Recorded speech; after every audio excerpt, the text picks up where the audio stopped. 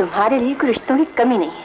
हम अपने चांद के लिए इस घर में ऐसी दुल्हन लाएंगे जो... नहीं अम्मी, अगर अफशान से मेरी शादी नहीं हुई तो मैं किसी और से नहीं करूंगा। सलमान, ये तुम क्या कह रहे हो? उन्होंने घर बुलाकर इस रिश्ते से इनकार किया, उसके बावजूद तुम्हारे जहन पर अफशान सवार है। आई एम सॉरी मम्मी, मैं मजबूर हूं।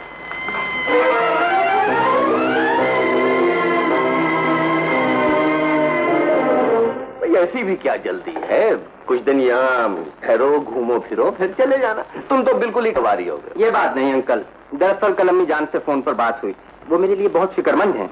हाँ ठीक है, माँ बाप औलाद के लिए फिक्रमंद ना होंगे तो और कौन होगा। अब हमें देखो, हम अफशान बेटी के लिए किस कदर परेशान रहते हैं। क्यों अंकल? बेटे बात यह है कि अब वो माशाल्लाह जवान हो गई है, हम चाहते हैं कि उसकी शादी करते हैं। तो इंतजार किस बात का है? अफशान के लिए एक से एक अच्छा लड़का मिल सकता है।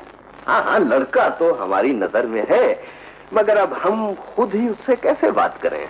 आप मुझे बताइए, मैं उससे मिलकर जाऊंगा, सारी बात तय हो जाएगी।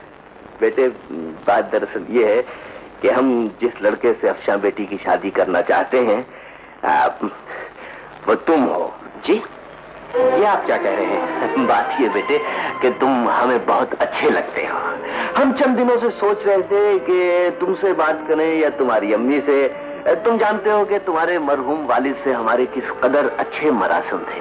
अगर वो जिंदा होते तो आज उनकी भी यही आरज़ू होती। वो तो ठीक है अंकल, मगर मैं मजबूर हूँ। क्यों, क्या मजबूरी है तुम्हें? क्या अफशान बेटी तुम्हें पसंद नहीं?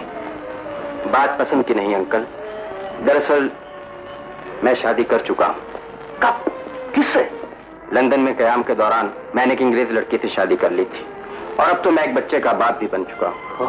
हैरत की बात है, लेकिन तुमने इसका पहले जिक्र नहीं किया। कभी ऐसी बात ही नहीं छिड़ी, मुझे अफसोस है अंकल। नहीं नहीं नहीं बेटे, तुम्हारा इसमें कोई कसूर नहीं। दरअसल हमारी सोच ही गलत निकली।